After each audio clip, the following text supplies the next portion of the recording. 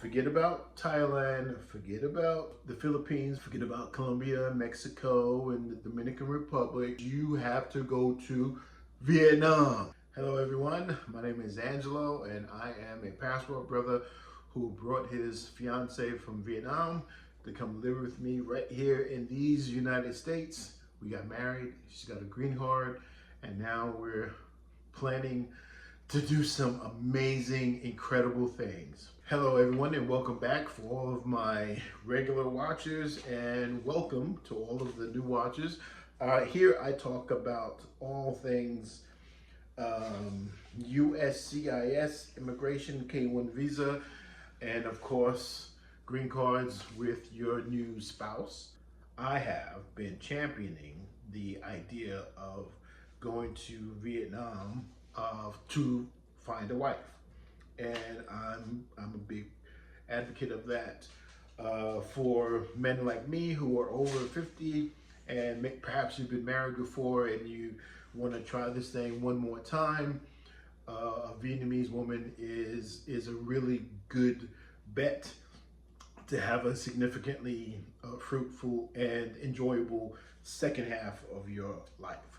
I'm also a big fan of the idea of not just relocating, but retiring in Vietnam. And I've just recently started this Destination Vietnam series where I talk to you about all of the things necessary and required to, one, meet a Vietnamese woman, and then two, go to Vietnam. A big part of that means you have to go to where? Vietnam. That means forget about Thailand, forget about the Philippines for now, forget about Colombia, Mexico, and the Dominican Republic. I know passport bills have been hitting those areas pretty sternly, but I want you to think about going to Vietnam. And as I talk about this, I'm reminded that as I have been increasingly talking about Vietnam, and I was really the only one really talking about Vietnam in terms of its women, its culture, its affordability, and things like that. Now, we got all of these content creators coming out of the woodwork and the influences, whatever. Everybody's trying to talk about Vietnam now. Personally, since 2017, I have been there 7 times. So what I want to discuss today is some things to prepare you for getting ready to go to Vietnam. Number one, well, before we get into the list, I just want to say these are some things that I found have been helpful to me, and I've passed this information on to other people. So hopefully you can benefit from it as well. So number one, unlike Thailand and the Philippines, Vietnam has very strict and rigid visa requirements. They do allow you to get a visa on arrival if you haven't already gotten one, but your best case scenario is to get a visa before your stay, before your visit, and make sure that that thing is completely good to go. Very strict requirements, and even though you can get a visa on arrival, I advise you to get your visa ahead of time. Like normal things related to your passport, you need to have a passport photograph when you submit for it, and the best places to get your visa is from the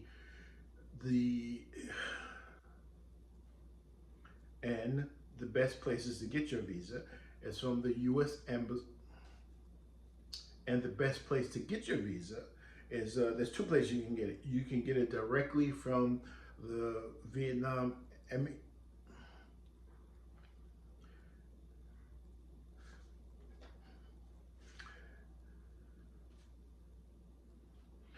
And there's a few places where you can get your visa. You can get it from the Vietnam Embassy in your state. You can write to them directly, which is what I've done once getting my visa, and that was because I needed to get it a little longer than the traditional 30 days. But so you can write directly to the embassy to get it, or you can go to a travel agent that has organized and arranged trips to Vietnam, and they will prepare you for that visa. The one that I used the very first time I went to Vietnam, they took my photograph, they took all my information, and they submitted it, and and it came back to them. They had direct contact with the embassy to file the paperwork, and then just stopped back over there to pick up the visa from them, and it was a hard copy with my image on it.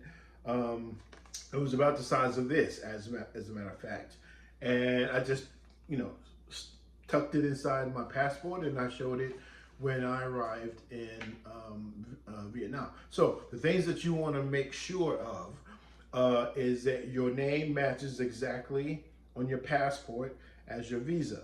There can't be any discrepancies between the two. All your personal identification information needs to match exactly, as includes sex, that includes race, and whatever else may come into play. If there's any discrepancy between the two, between the visa and your passport, they have every right to deny you and force you to then re-prepare all of the documentation that you need and then get a visa on arrival. And I'm hearing that can be a little expensive.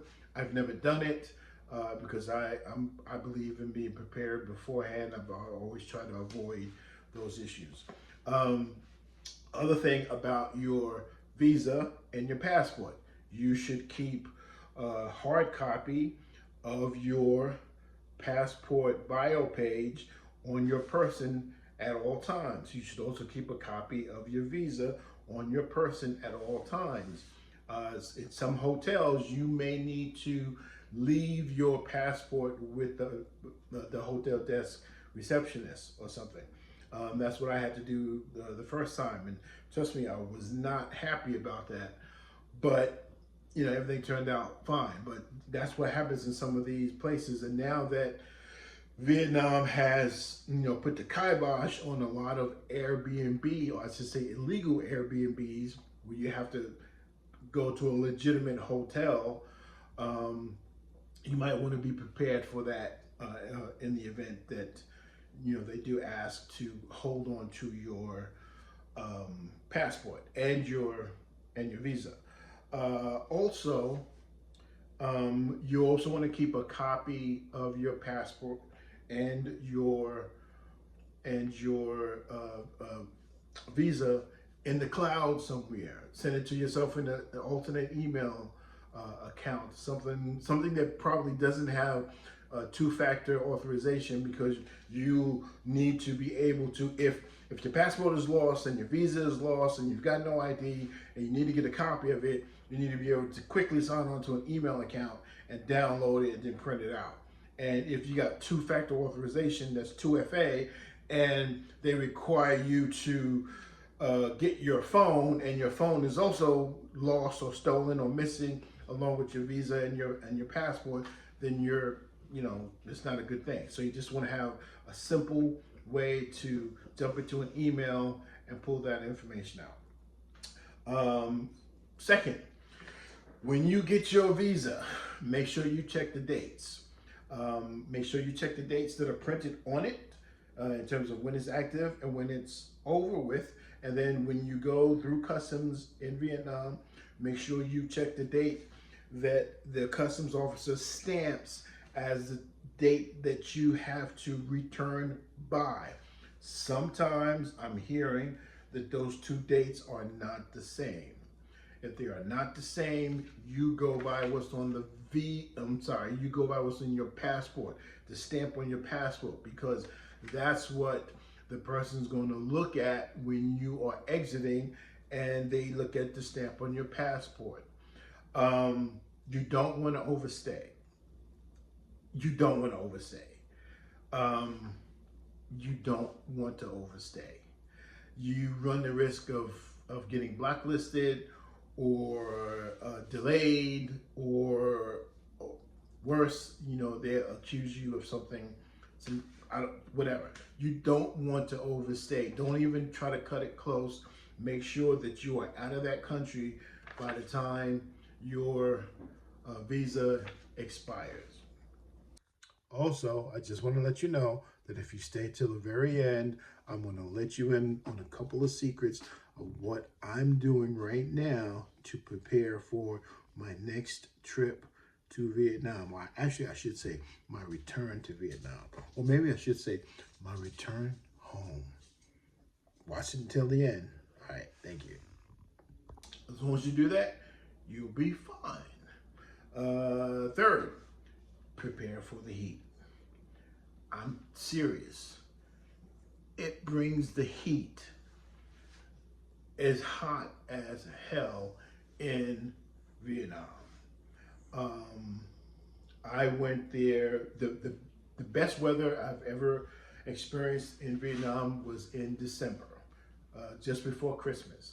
The worst weather I've ever experienced in Vietnam was towards the middle and the end of April. Horrible. Ugh. Make sure you take care of yourself.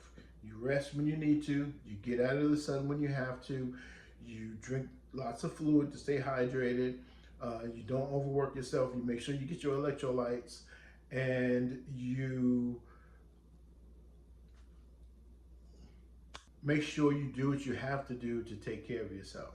You don't want to be out there and catch heat stroke, heat exhaustion, have a heart attack, end up having a stroke because you can't cope with the weather.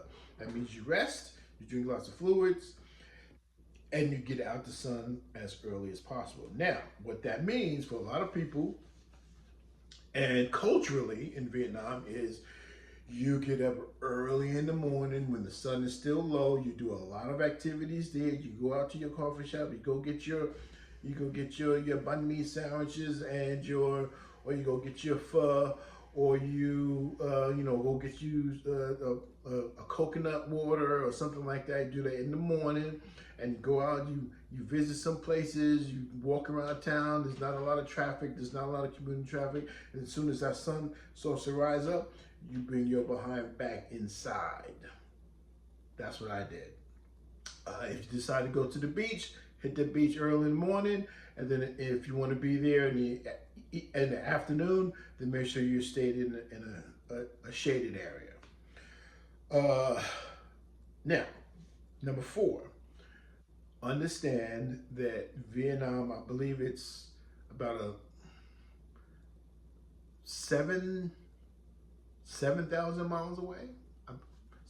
Vietnam is very far, and there are no direct flights from the United States to Vietnam. Well, maybe that's not true, because I think there may be a direct flight with Vietnam Airlines out of San Francisco to directly to Vietnam. I believe that they're trying to make that thing happen. But right now there are no direct flights. So you're gonna have a long haul flight. And your long haul flight is gonna take you from somewhere in the United States. You probably, if you're on the West Coast, you're probably gonna stop off in Taiwan, or you're gonna stop off in South Korea, or you'll go all the way to Singapore and then come back around, or you may even go to Japan, and you might even stop at Hong Kong, depending on which flight you take. I believe that Cathay Pacific tends to stop off in Hong Kong. The flight is long. If you have to, well, you have to do it because you're going to Vietnam. But if you are able to, you should upgrade to premium economy so that you have a little wider seat, more leg room, better meal, better comfortable area, better IFE, just better all the way around, maybe priority check-in and what have you. Obviously, if you can fly business class, more power to you. But It's a long flight. It's a very, very long flight. I have personally brought with me a butt pillow that I put down so that my tailbone doesn't ache, and it works like a charm. I'm going to leave a link down in the description of the place where I get my pillow from. And I just wrap it up, tie it to my backpack, and when I'm walking through the terminal or the airport, it's just swinging. It's the same way that those neck pillows are. I don't bother with the neck pillows. My butt is more important than my neck.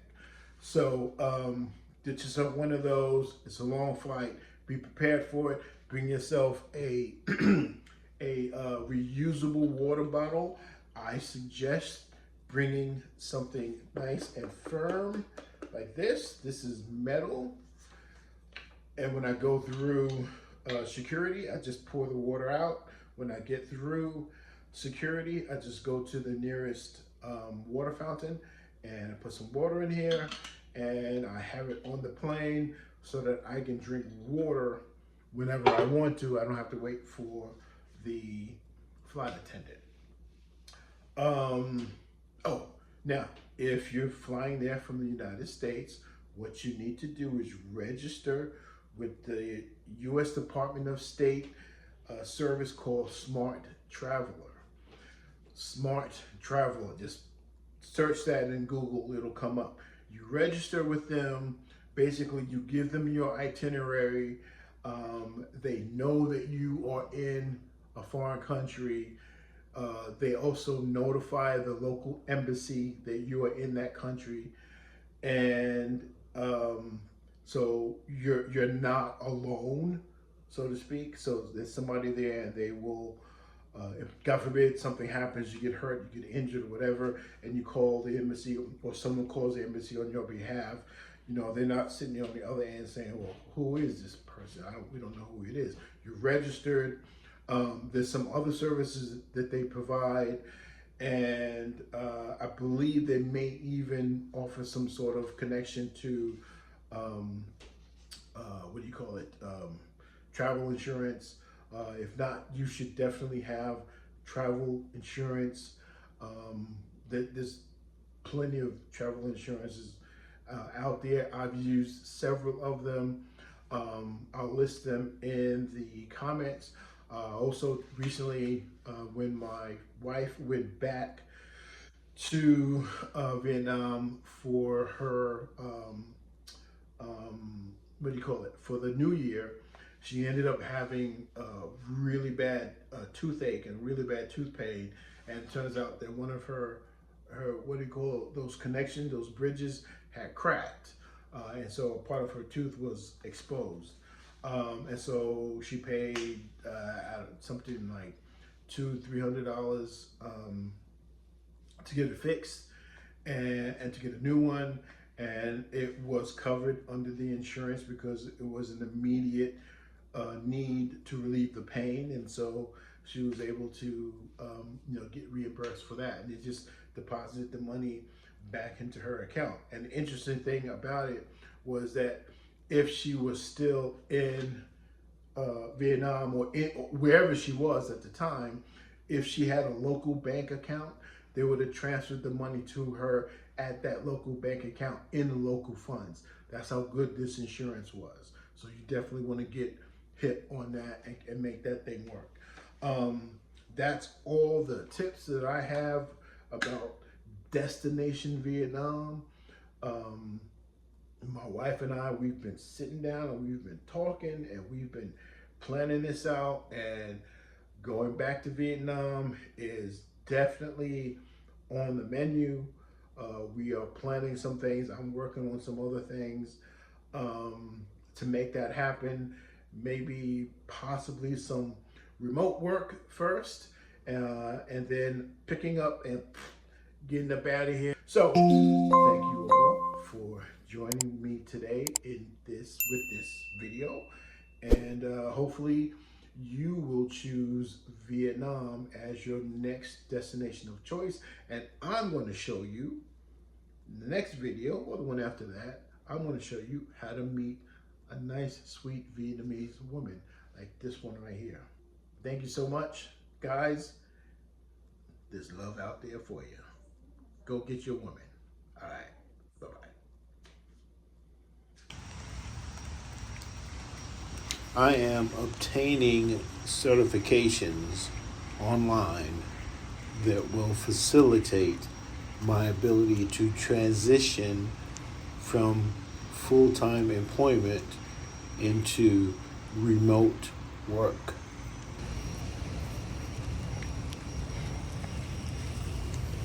One of the